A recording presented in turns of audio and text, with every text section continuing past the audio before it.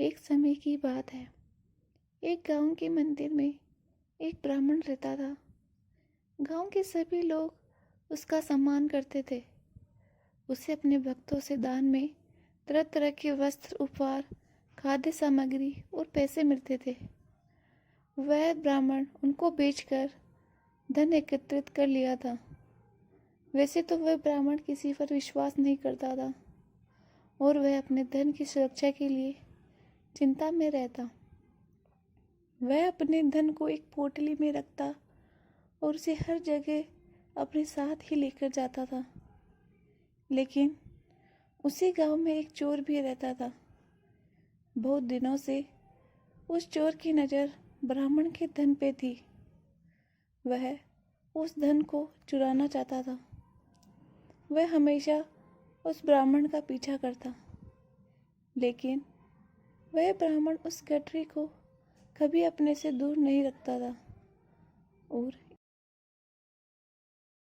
और एक दिन उस चोर ने शिष्य का भेष लिया और उस ब्राह्मण के पास जा पहुंचा। उस चोर ने ब्राह्मण से कहा कि वह उसके गुरु बन जाए, क्योंकि वह उनसे ज्ञान लेना चाहता था। वह ब्राह्मण उस चोर को गुरु बनाने के लिए तैयार हो गया और वह चोर ब्राह्मण के साथ मंदिर में रहने लगा।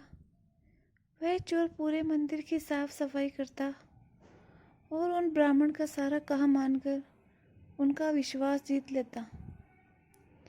एक दिन ब्राह्मण को पूजा करने के लिए दूसरे गांव से बुलावा आया और वह ब्राह्मण उस चोर के साथ पूजा कराने के लिए दूसरे गांव के लिए निकल पड़े।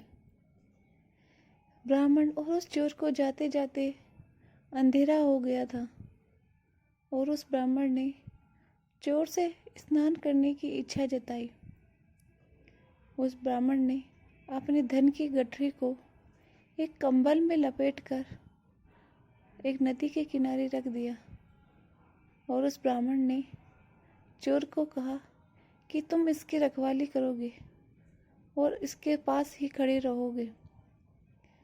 और ब्राह्मण ये कहकर नहाने के लिए चला गया।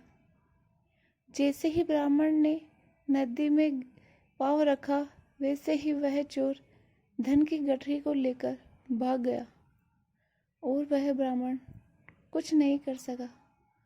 उसे बहुत दुख हुआ और कहने लगा कि मैंने एक अजनबी पर विश्वास करके ये क्या कर दिया, और वह तो मेरा सारी जमा पूंजी, सारा धन लेकर भाग गया।